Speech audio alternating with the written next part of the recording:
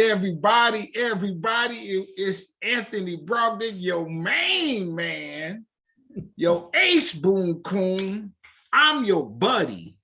And how about this? I like y'all because I know you watching me. I can feel it. My numbers is up. People hitting that subscribe button. And if you haven't, please do. It's free.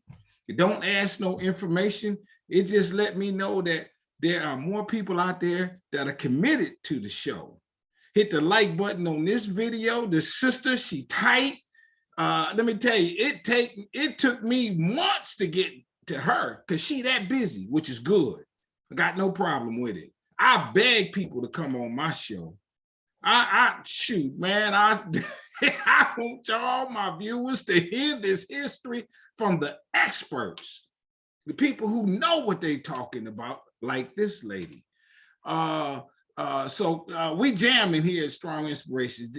I got a guy on the channel who he's out of Birmingham, Alabama, and he was a radio DJ, right? And so my man is DJing in the civil rights era, which kind of leads to what my sister gonna talk about. But he was DJing out of the civil rights era, and he was telling it. And the white folks was mad at him. Some of them loved him, a lot of them loved him, some of them hated him, as they do when you're doing the right thing. Well, one night he's DJing at a party, and the KKK circled the building looking for him. And the people at the party were white folk, right? The white folks said, man, we ain't having that. We done had too much a good time listening to this guy. Y'all ain't getting him tonight. And he got away. I got another guy, civil rights, and I'm leading into my sister.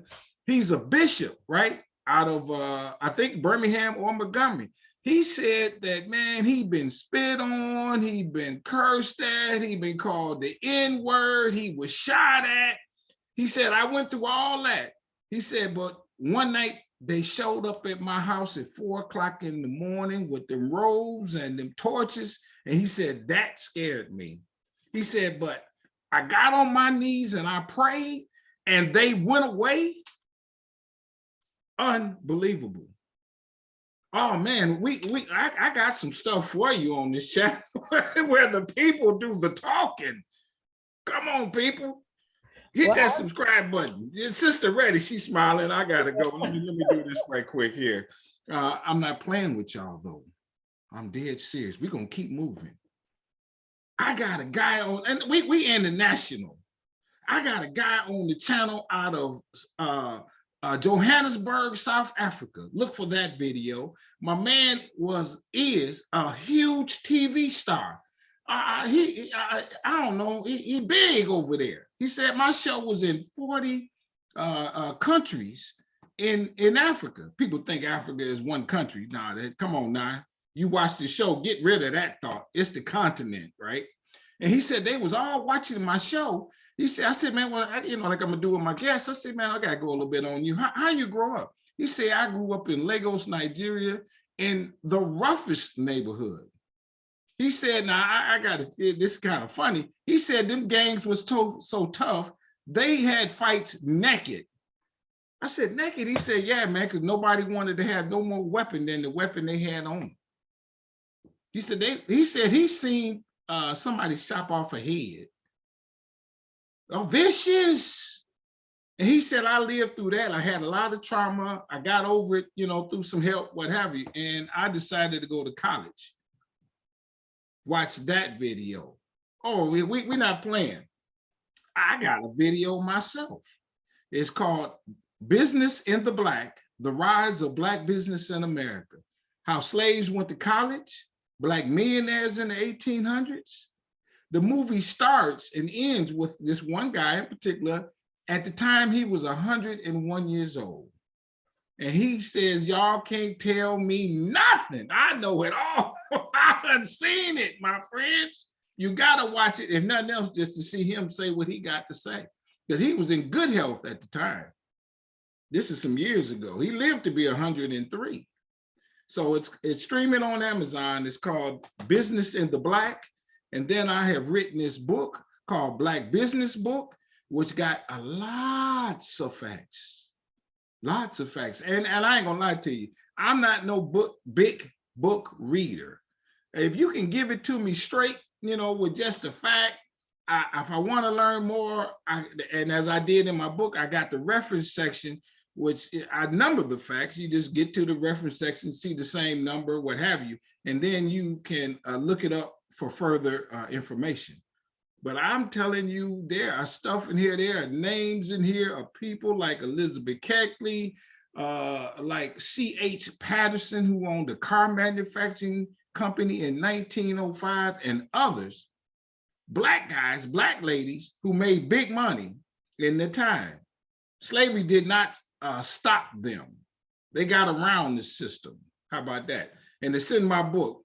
Now, I'm also, well, let me say, the book is available on my website. Go there and get it, and I'll autograph it for you. That might mean something one day. And the website is businessintheblack.net. Now, you hear me use this term strong a lot. Strong is my favorite word. I wish my middle name was Strong. Wish I lived on Strong Street. I had a license plate that said Strong at one point, and the name of this channel is Strong Inspirations. Strong stands for strength, tenacity, resilience, and a sense of oneness, nobility, and grace. And that is my introduction to my guest today. She's a strong, good-looking sister. Oh my God, watch out. Come on, ma'am, you smart lady. Tell us your name and let's get it on. Yes, so I'll introduce myself. So I'm Nishani Frazier. I am Associate Professor of History and American Studies at University of Kansas. And I'll tell you a little bit about my background, and not just my background, but my background to give you a sense of what it is that I do. So my parents were both in the civil rights movement. My father was a part of the Mississippi NAACP. He was state youth president. And he worked with Medgar Evers, and actually saw Medgar Evers the night that he was assassinated. You saw him? He saw, my father He saw him. Right. Wow. And he remembers, parting from the office and telling him good night. And by the time he got home, he had got the news that Medgar Evers had been assassinated. So that's my father's background. My mother's background, who's passed away, she was a part of the Congress of Racial Equality in Cleveland, Ohio. And as a member of CORE, she was one of that group of people who was pushing CORE toward embracing Black power, Black economic power. That's part of why my book is about, called Harambe City, is about Black economic power as a philosophical, ideological idea within the Congress of Racial Equality. And she worked very closely with many members who subsequently became my aunts and uncles from Cleveland CORE. And one of my aunts and uncles that I have in Cleveland CORE, my aunt is here, Ruth Turner. And you should maybe be able to recognize this gentleman right here. Oh, yeah. That's Malcolm X. Sure. And CORE, my aunt and her husband, who she eventually married, Antoine Perot, Ruth Turner married Antoine Perot, and now her name is Ruth Perot. They invited Malcolm X to give a speech at Corey Methodist, and it became the famous ballot or the bullet speech. And then that speech, of course, he did again later on. Okay, let me stop you there because you rolling, and I like it where you're at, but I got to do this. I do this with all my guests. I got to ask a couple questions about you, and you've alluded to, but you grew up where? I grew up, first I was born in Cleveland, Ohio, and then my parents and family moved to North Carolina to live in Soul City. When Soul City, which was a Black town that was being established by Floyd McKissick, the former national director of CORE, did not take off the ground, then we settled in North Carolina in the Raleigh-Durham area. Now, where was CORE City? A Black city, you just said. The city. Soul City, where was that? So Soul City was in an area between Warrenton, North Carolina, and a town called Norlina. And it is about, if you're on Highway 80, it's about, I would say, 50 minutes from Durham, North Carolina.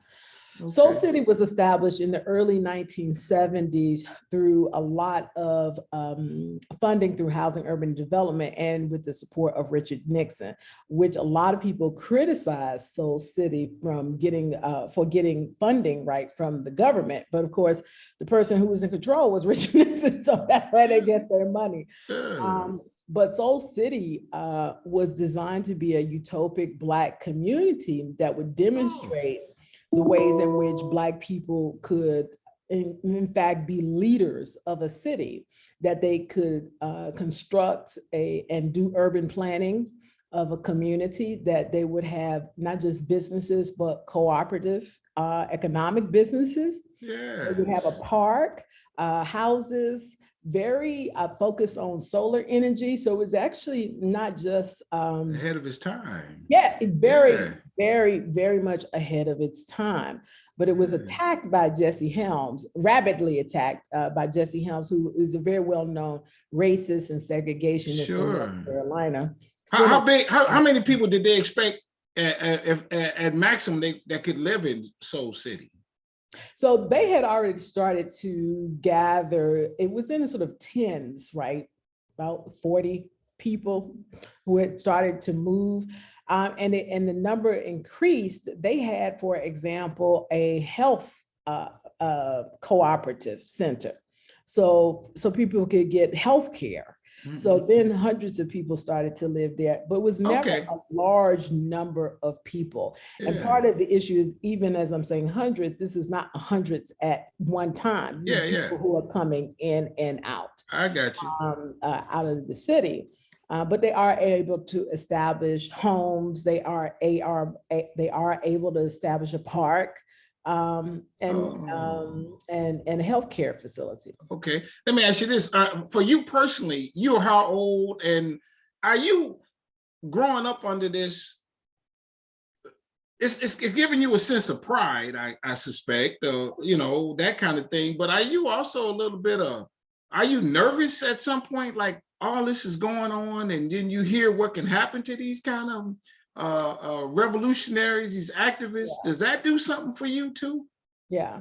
Well, to be honest, I was very clear about the way in which the state and the government can operate and act against Black people to the most extreme forms, like violence and assassination, to even small things like political harassment, right? And I shouldn't say small, but I mean, like, compared to assassination, it's kind of small. But, sure. But so I was always aware that when civil rights activists were on the ground doing work, that you could get the attention of the United States government, the local police, local officials, who would see your work as subversive, even if you're fighting on behalf of Black people's freedom.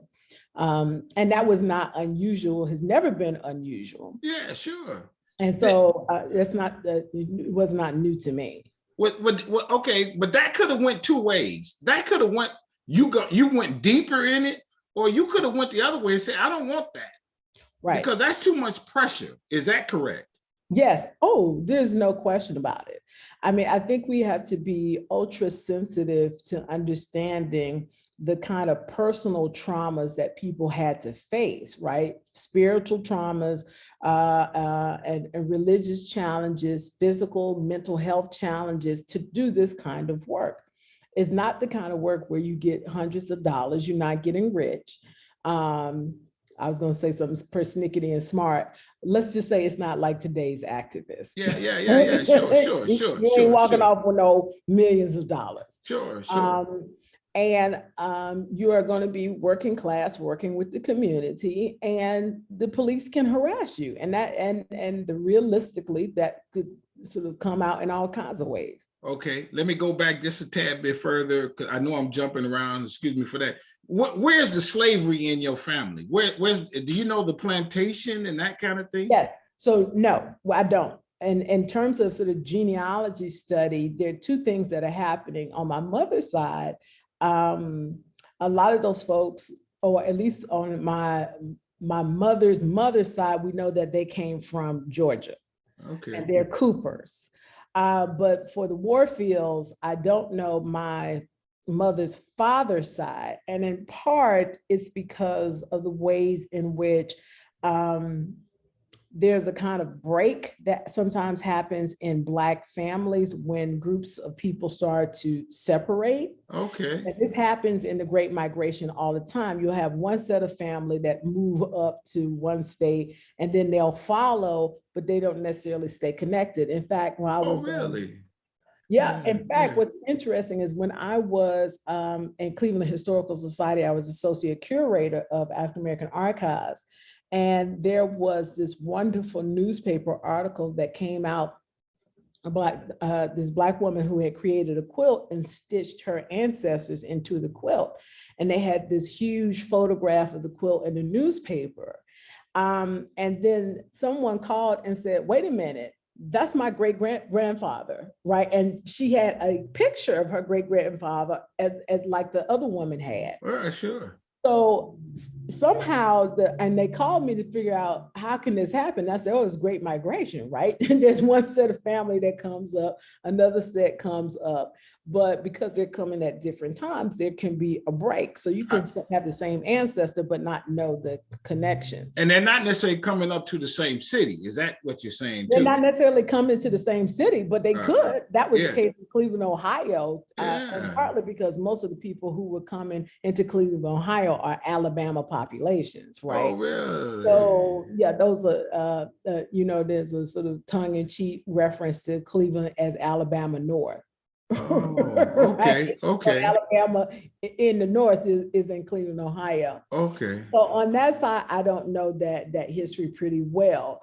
On my father's mother's side, it goes only to the early 1900s that I recall. Okay. We do have sort of land and all that kind of stuff going back to Mississippi.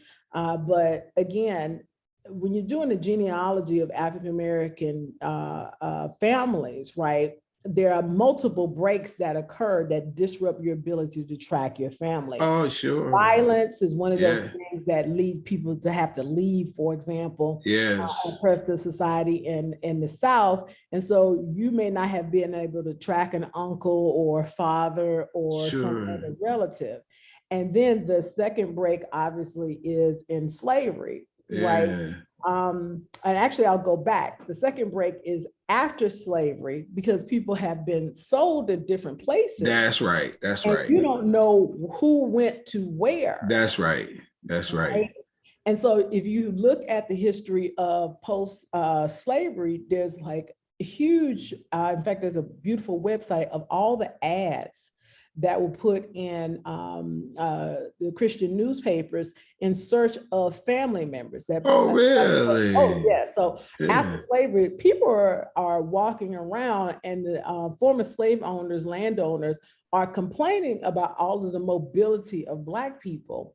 Part of that has to do with the fact that as a person who's been enslaved, all of a sudden you have control of your body and you don't need a permit to be able to move your body. But a lot of people are also just searching for their mama who was sold, their daughter, their kids, their husband, right, or their spouse, right? And so they're moving. So that's a break right there because you're kind of moving around and quite sort of locate family. And then of course, slavery itself, where a relative could be sold. So that's, or we, in terms of sort of what is the slave background, we're limited because we can't get back so far in terms of genealogy. I still haven't finished. So right now I'm with my great-great-grandfather. Let me ask you this then, on both sides, what did your grandparents do?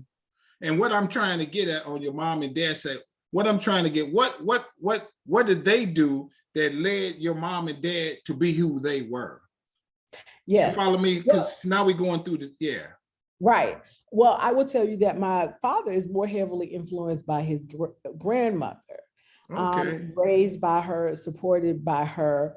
Just to tell you a little story, for example, when Brown versus Board of Education was passed by the Supreme Court, my father wanted to honor that by wearing black bands, armbands in school. And they tried to suspend him at the black school. And his grandmother said, if you suspend him, then what I'm gonna do is take him over to that white school and register him at the white school. So the whole of the community went into an uproar, and both the black and the white politicians and leaders of the black community were like, okay, well, we won't suspend him then because we wasn't ready. Right, because Brown versus Board of Education had passed, and her position was, if you're going to punish my child for acknowledging the law of the land, we're going to see just how much this law goes to work. I love it. I got you. So she had some activism in her. Well, because that was a daring move. Yeah, it was a daring move. I will say that not so much an activist, because she's not an activist in the 1960s or organized kind of sense, but she's a saucy woman. I got you. So, I got you. And it's less so my mother. My mother actually broke away from the expectations of family, right? Because her father is a minister. So she was supposed to, get her education, be a good Christian girl, these things. And the civil rights movement broke out. Barbara Smith also talks about this, very well-known Black feminist, in her book. The see Black women in leadership is so transformative that it acts to push her into a greater level of activism and leadership. The reason why I asked that is because what I come to understand and realize is that people like Malcolm and Martin and others on those high four-player words and other levels, there was something in their life as a child or middle adult that triggered them so deeply that made them be so staunch in their convictions. Right. And that is kind of the mantra of the civil rights people. Mm-hmm. Some people, something happened to them. In most cases, wouldn't you say that that's what got them to where they are? No, I think some people are inspired. I think some people are born with the spirit, and I think some people are kicked into it. I think we like to give credit to Martin Luther King, but really Martin Luther King was kicked into it. I got you. He was born in a middle-class family in Atlanta, Georgia. His grandfather was the establisher, the Ebenezer Baptist Church. His father was minister. It was expected that he would come and be minister, right? He had a totally different trajectory. He got down there in Alabama, and Black women had already started organizing and pushing the idea of bus boycott. So by the time Rosa Parks makes the decision and the refusal to stand up, Black women from the political council are ready to move. And so they initiate the bus boycott without talking to anybody. Like they're not really? With Black male leadership in the ministry, right? No, the moment this happens, they already had the flyers. They just needed a date and a time and a person. And it just happened to be Rosa Parks, who had been a part of the NAACP, very well-known member of NAACP. Danielle McGuire does a lovely job of talking about who Rosa Parks was before the bus boycott as an activist and investigator for the NAACP.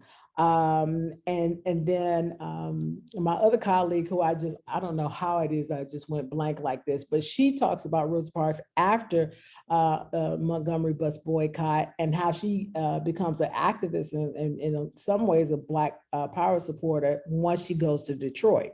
Right. So Martin Luther King is in the midst of a group of women who are on the move. I love it. When there's a decision to be made about who is going to represent among these Black ministers, right? Martin Luther King doesn't want to do this. He's new to the area. Right. He's thinking that other ministers are better suited, and it's become clear as part of a lot of oral histories and and stories about that circumstance that Dr. King was politely told and explained to him that nobody really wanted his opinion about what he wanted to do. It was he gonna do it. Oh, And you have to remember, as a preacher, you are guided by the mothers and the women of the church who yeah. bell, and they rang the bell. Yeah, I got you. And so like that's kind of let's name a couple people and how they got involved. Like Ida B. Wells. Ida B. Wells is inspired in part by the death of 3 of her friends. That's right. This is a period where statistics, and Khalil Muhammad talks about this in his book, Condemning Blackness, where there's a way in which numbers are used to justify or assert that there's a rise in Black criminality. Now, it turns out that that's not the case. People are lying. There are certain laws that are designed to harass and particularly criminalize Black people so that they can be used for labor. So the numbers are not telling the true story. But at the time, people are thinking, oh, there's a lot of people who are poor, and that's how this criminality has come out. But it's the death of 3 of her friends. That's right. Transforms Ida B. Wells, because she realizes that what people are saying about criminality, statistics, and that kind of thing, that's all a lie, that it's about racism. And that's a trigger for her. There you go. That's right. To be clear, Ida B. Wells is still her own kind of personality, right? Right. A young woman who, when her parents died, had to take care of her siblings, and she did so by becoming a teacher at 16 and telling people that she was a trained teacher, ready to teach at a certain age, and she wasn't, right? She was not that age. So she already had a very strong personality. By the time she had gotten to Memphis, she was already a journalist. Yeah, that's right. Some things that were already in place in terms of her trajectory as a writer. Yes. But the focus of activism with regard to lynching is triggered by the lynching of her friends. Malcolm X. What triggered it in him? Because I didn't know he was from Kansas. No, he's from Omaha. Yeah, I was gonna say no. No, he's from Omaha. That's right. He's from Omaha. With Malcolm X, that's a more complicated set of circumstances, because that is a genuine sort of foundation in political ideological association, right? His mother wrote for Marcus Garvey's newspaper, The Negro World. So within him and his parents' training is already a kind of political sensibility that's already sort of been sort of trained right in him and in his siblings. So it's not just him. Everybody sort of assumes Malcolm X is the only one who thinks politically, but all of his siblings and family members think politically. So for him, I would actually say that his was more of an innate, having to do with his family structure. Okay.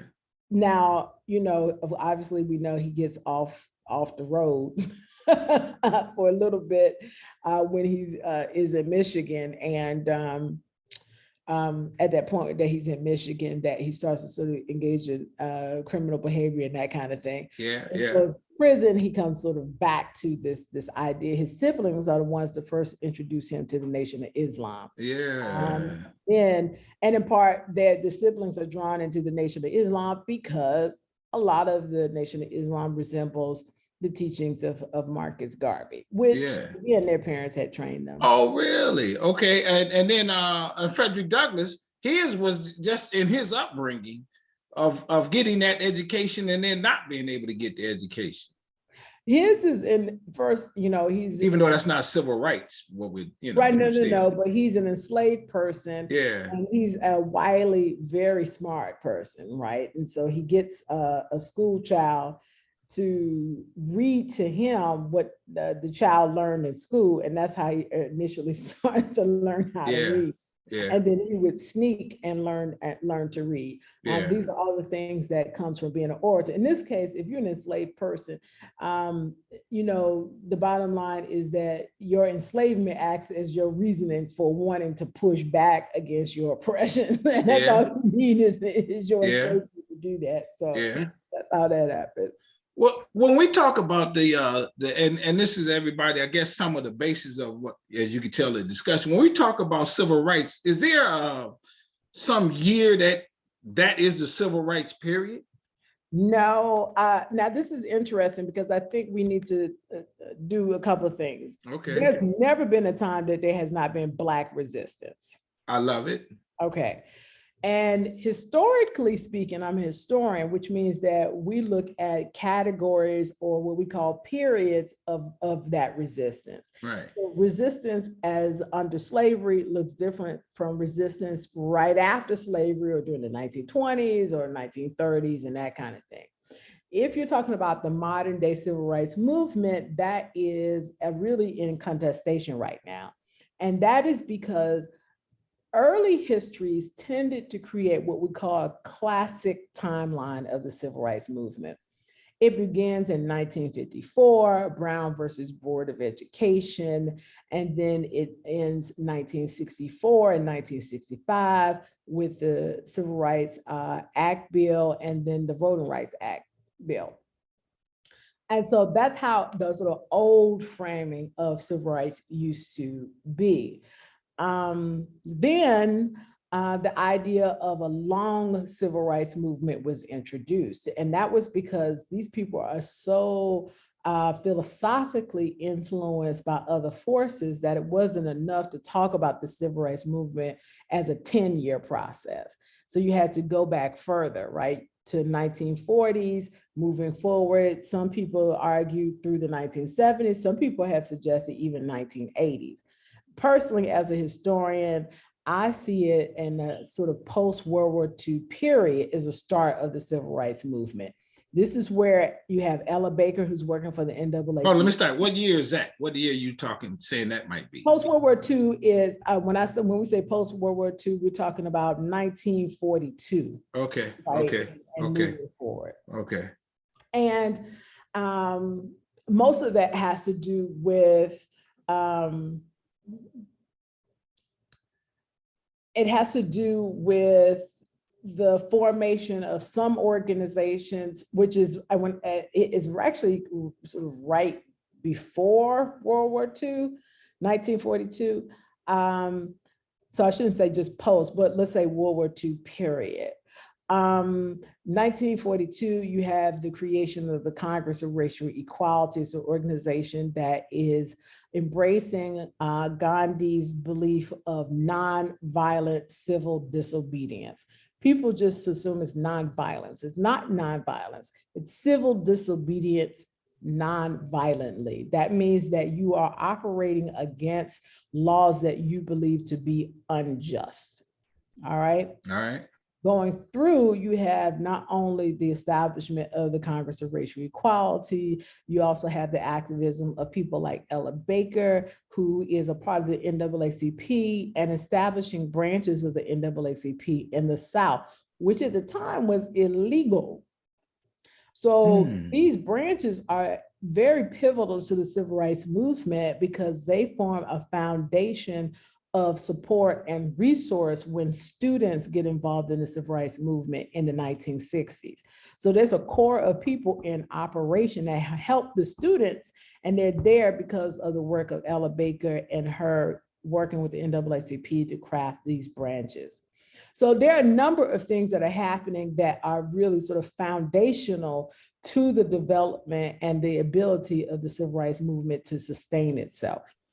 When we define civil rights, right? Okay, yeah, leave it at that. Yeah, go ahead. Right. So modern civil rights is a focus on two forms, right, of attaining freedom. The first form has to do with public accommodation, right? Access in public spaces whether it be restaurants, whether it be education, whether it be beaches or movies, or it can be recreational spaces, that one has access to these things, particularly those things where your tax dollars are utilized to sustain these public entities. I love it. Okay, I got you. But the other element of civil rights has to do with the ways in which Black people view access to the larger level of equality, which includes economics. So it is not just, can you sit next to Sally Sue, right? It's also, how are tax dollars utilized? How do I have access to mortgages? How do I have access to financial structures? That's not about the public accommodation side. I got you. That's about equity, right, within the whole system, within the whole structure. So when people talk about civil rights, people assume that it's a bus situation. Yeah. But really, the civil rights is about the public accommodation, recreational aspect, going all the way through to how does one attain freedom and equality, economic, social, and political, within the context of the United States structure. When we talk about civil rights actions in general public, there are a few of those that we have titles to, and the one that comes to mind are the freedom riders. That's an action for civil rights. Right. Can you, name some other actions that have titles like freedom riders?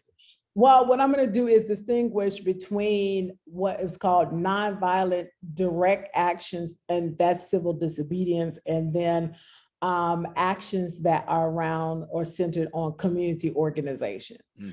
So most people know direct action. That's the marching, that's the public protest, that's the sit-ins. And so out of that series, you have, for example, the Birmingham Children's March, 1963. That's a series of marches to challenge segregation in Birmingham. You have Freedom Rides, 1961. That is actually a challenge to segregation and interstate travel through Congress and racial equality. There's the Selma to Montgomery. Yeah, to Montgomery. I'm like, I'm going back right now. You good. You good. You're killing this, man. You good. Come on. I'm like, wait a minute. I do know this state. And in fact, what's so crazy is if anybody has ever heard of the Association for the Study of African American Life and History, ASALH, yes, their conference is down in Montgomery. I'll be there. October, so I was really going blank. But some of the Montgomery March, for voting rights, right? And the very famous event of the Bloody Sunday on Edmund Pettus Bridge, where you see John Lewis who is beaten bloody. Yes. So those are direct actions. Those are the type of protests that most people hear about. Yes. Most people do not understand or hear about community organizing. Those events, particularly in urban spaces, included rent strikes, right? So you can force slum landlords to address housing code issues. It included labor union fights, right? Access to labor unions and access to equal wages. It included things like community organization. Within community organization, there was a focus on housing access, community gardens so people can have food. These are things that happen within the Black community, and they didn't get the kind of public eye as a march did, right? But those were designed to hit at the structural part. Marches worked really great for public accommodation, recreation, civil rights issues. But to get to structural issues of civil rights, right? Access to a mortgage, or even access to decent housing, you had to get into the community, organize the community, and then get the community to fight the structure. I love it. That's a lot more complicated. When and how about this one? When we see a lot of these marches, in many respects, we see white people involved. Yeah. What did white people involvement elevate the exposure of the action? Did it help create a faster response to the action? Well, there's no question that it created a faster response in one particular case, and I'll get to that in a minute. The majority of participants in marches were Black communities. And if you look at the Birmingham Children's March, part of its effectiveness is not the presence of whiteness, but the way in which whiteness is in conflict, communist whiteness versus capitalist whiteness, with each other for influence in Latin America and Africa. So America, up until this part, had claimed that we're democracy, we're freedom. You want to be a part of our sort of block of influence. Except when you start shooting water hoses at kids, nobody wants to join you, right? You're not a source of democratic freedom. What it does is reveal a lie. And of course, the image of Black children being attacked by dogs is splashed around the world. You can see in the newspapers in Norway, especially in Russia, who wanted to make the point that this is not a site of freedom. Look at this, right? France, all of these places around the world, because this is unheard of to attack children so publicly and with dogs. And so in that particular case, it wasn't about the presence of white people, but the way in which Black people themselves were asserting their own sense of self, their own sort of courage and power, right, to challenge the system. But again, I still say the presence of white people, not in the action, but maybe in seeing this happen, caused America to say, okay, if Russia is talking about us, we can't have this. Well, that's what I was saying. Yeah. The conflict of whiteness between each other, right? That's my point. Yeah. But that's not because they are present in that space or making decisions about that space. It is because the United States is embarrassed, and in a fight for political influence, they are afraid of communist control and impact on a global stage. So Black people are undermining the ways in which the United States can have international influence. One of the things that Dr. King and maybe even Frederick Douglass and others, the exposure in the media was really one of the rallying cries, or one of the focuses of what they wanted to happen as a result of their action. Yes. And it was for two reasons. One, there's the act of shaming, right? And then there's the act of empathy. So some of this is to engender empathy, right?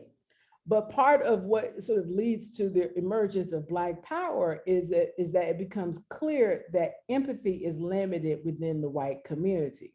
And that you don't want to use your own body and the violence against your body to get people to empathize, right? Because you got little girls, for example, after the 1963 March, Birmingham Children's March, and 16th Street Baptist Church, they're killed in that dynamite bombing, right? So that really reveals the limitations of empathy, right? When it comes to appealing to the white community. And after a while, it doesn't matter whether somebody empathizes with you, you want your power, you want your right? It ceases to be about whether I can get you to empathize. Now, initially, the civil rights movement does start in that space of what we call moral persuasion, that you use your body to morally persuade the public about the rightness of your cause. But the truth of the matter is, Dr. King is one of the most disliked people in the United States. Really? Oh my God, yes. He is horribly, horribly hated. Among who? By the American public. Black and white? No. Yeah, white. Okay. To be clear. Okay. But there were Black people who did not want him to get involved in whatever their particular situation in their city and that kind of thing. Yes, certainly that was the case in Cleveland, Ohio, because that's really, that's Carl Stokes' territory. And in fact, when Dr. King does come to Cleveland, Ohio to help Carl Stokes become the first Black mayor of a major urban city in the United States, he was wanting to celebrate, and this is sort of the backstory, you know, the election of Carl Stokes, and they politely explained to him, thank you, but no thanks. You can stay in your hotel room. But there were a number of other towns that they didn't want him to come. Right, because part of the problem is, and this was always an issue with Dr. King. Dr. King brought with him all of the media light. And on the one hand, that's really important when you want to bring an issue before the public. But it became a problem if you were a community organization that's pushing for activism and freedom, and then you're pushed aside in order to— I got you. Yeah, and then Dr. Frank, I just finished talking about some stuff related to Dr. Frank. Dr. King is then the person that people turn to, right, to speak on your behalf. That's what happened in the Selma Montgomery March. They took it to another level. Right. And also Albany, Georgia, right? That was also a big blow up location because SNCC had been doing work already in Albany along with local organizations.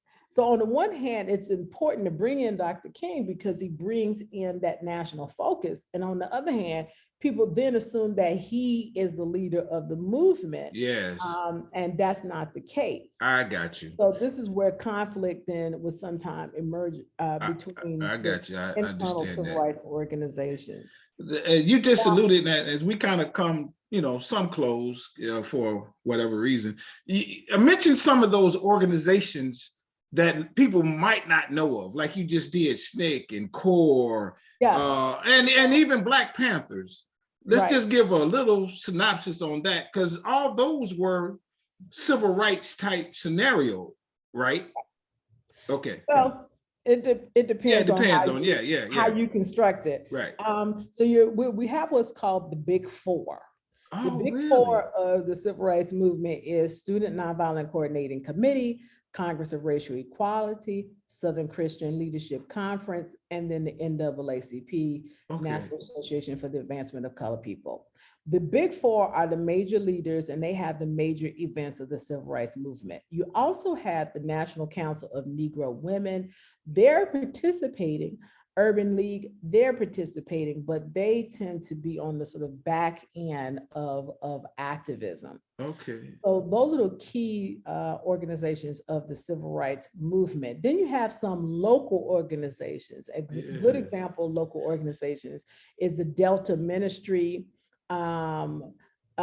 which was helping to do work during Freedom Summer. And to your question, which I kept trying to get to, was that, for example, a good example of white people joining the movement and it causing a response has to do with the death of civil rights activists Schwerner, Goodman, and Chaney, Michael Schwerner, Andrew Goodman, and James Chaney. James Chaney is African American, Schwerner and Goodman are white. And Schwerner's wife basically says that had the two of the activists who died had been Black instead of white, she doubts that the FBI would have been involved in the search for their bodies. So that absolutely was a case where white involvement drove public attitudes and drove the federal government to do a search. Not that they had a choice, because they still had to be dragged kicking and screaming, right? Even when white people, but it was much harder to sort of get around Schwerner and Goodman's death than it had been for other people. And in the time that they searched for Schwerner and Goodman, because their bodies had disappeared, and Chaney, they found 9 other bodies as they were searching for, including one person who had a CORE shirt on. So people had actually been, Black people had already been killed. Multiple people had been killed. And the government had never been forced into, although people tried to force them, they did not search for them. Once Schwerner and Goodman are part of the disappearing persons, then all of a sudden these people are found. But when they had the Freedom Riders, there were a lot of white people in the Freedom Riders, right, who also got beat. Right. And in fact, a couple of those people are members of CORE, have been members of CORE for a long time, and in fact had been sort of part of the early members as persons who were involved in the sort of early start and foundation of CORE. So I'm going blank. Yeah. But I remember seeing that. Yeah. Yeah. So absolutely. And those members, again, that is not so much a case of the influence of white people's presence or sort of the empathy. The real empathy comes in, or this real issue comes in when CORE decides to well, first of all, I'm gonna back up. First of all, the first sort of challenge of the Freedom Rides is the fact that the bus is firebombed. Mm-hmm. And so there are pictures of the bus going nationally of this bus on fire, right? And then there are pictures of attacks of the second bus. So Congress of Racial Equality decides to redo the Freedom Rides again, right? And this time they're trying to definitely get through to Mississippi.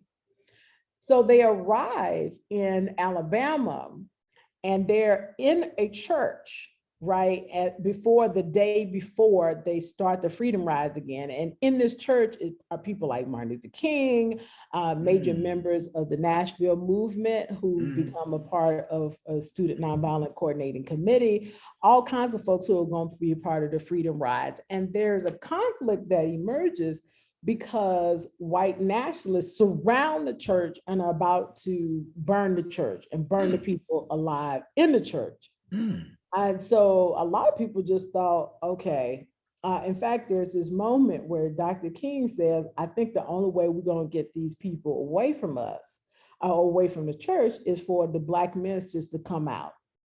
So he's expecting to go out there and be killed by the mob, so that the mob, they would use their own bodies as a kind of site for the mob to, attack, versus them setting the whole church on fire and attacking the whole church. Yeah.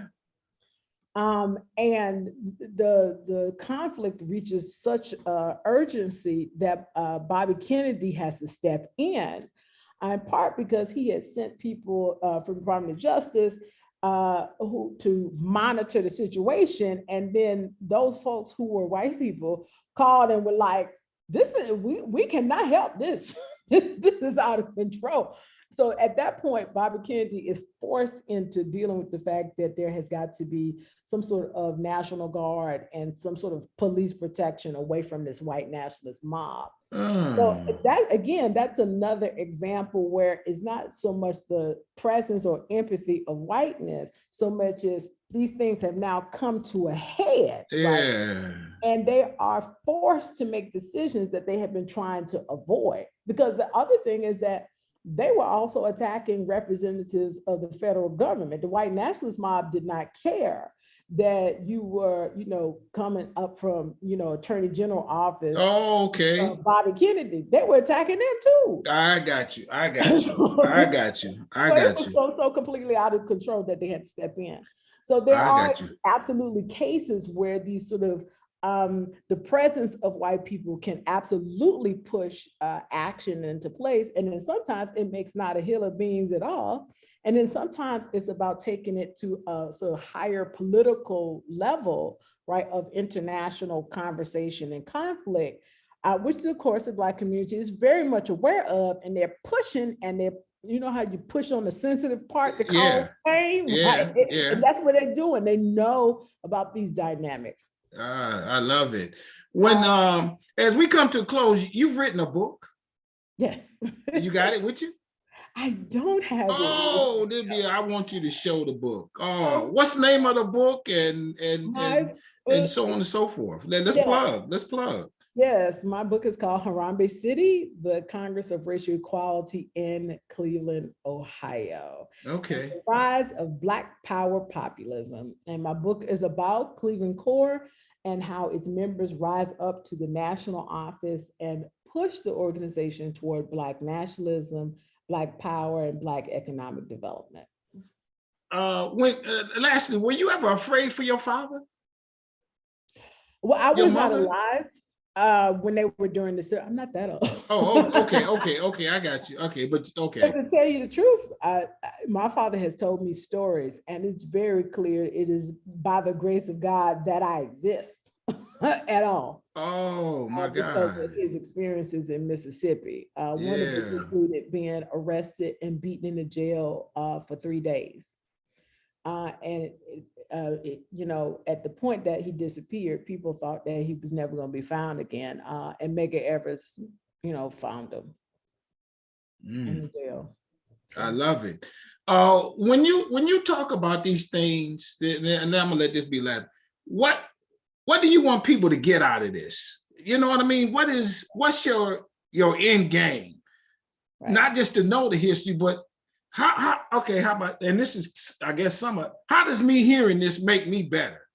Right. I guess. Well, I think that first people forget the sacrifice that people had to make in order to move us toward freedom. And I think that more than anything, that memory is not just a thing to recall or a thing to think about. It's a call to action. It's an expectation that you have a set of responsibilities to sustain what came before you and what was done on your behalf. I got you. And so for me, it's important that we understand that very clearly, because if you turn around and mess around, you're going to be running around here like these people running around with Roe v. Wade. What happened? Yeah. How did it happen? Right. Because it's been snatched up from under you. Right. There's a song, freedom is an everlasting struggle. Right. You would like to think that at some point it's not. Right. But we ain't there yet. We're not there yet. That's right. It's important to keep that in mind. Oh my God. Ooh, you put it on us, on me. I'm a better person. Knowing you and hearing this story, I know there's more, but nonetheless, thank you sincerely. And so growing up, you saw that. And then they made you go to school and you got all A's and all that stuff in grade school and high school, and you the brainy kid, you sitting there and you reading, but you listening too. And then check it out. This did not turn you off. Because sometimes you know how people get me tired, I don't want to do that. This this made you an expert at this, to be able to share these stories and then to do research. I thank you for that. You an icon. For all that you've gone through and the expert that you are. And so I say this with all sincerity, and I mean this. I want you to stay strong, stay safe, stay on your grind. Come back anytime. We're going to make that happen. I'm going to beg you some more. Well, that's fine. I'm working on my second book, Cooking with Black Nationalism. We're going to have that on here too, and you're going to have the books with you. You're going to have the books with you. Okay. And we're going to show them. I thank you for coming on here. Thank you. I truly appreciate this. Thank you. And do you have a website or something like that people can follow you, that kind of thing? You can follow me on Twitter at Spellman Diva. I'm thinking about pulling my website. I used to have one, but I think I might put it back up again. Yeah. But you can definitely follow me at Spellman Diva on Twitter. Thank you so much. We promoting you, babe. With that, everybody, I'll say bye-bye. We out. Strong inspirations. This is what we do. We find these people, and I love it when they come on. So hit the subscribe button, hit the like button, hit the notification, hit something. Dude, just hit a button up, people, and we're going to keep giving it to you. Straight, no chaser. Thank you so much.